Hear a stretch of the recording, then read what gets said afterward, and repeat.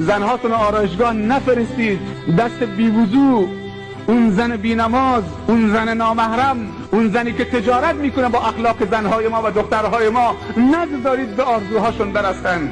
باور بکنید که تو خیلی از آرایشگاه ها دوربین مخفی گذاشته. این دختر مسلمانی که هیچ کس لباسشو زیر بدنش، زیر لباسش و بدنشو ندیده، نقطه از بدنش، رسمه که باید ببرن آرایشگاه.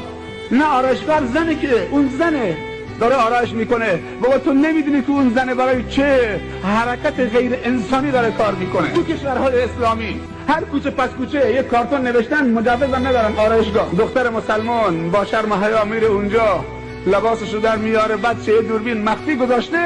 از اول آرایشش تا آخرش 2 ساعت 3 ساعت، هنوز عروسیش تمام نشده، دوباره نوارش تو دبی داره پخشه.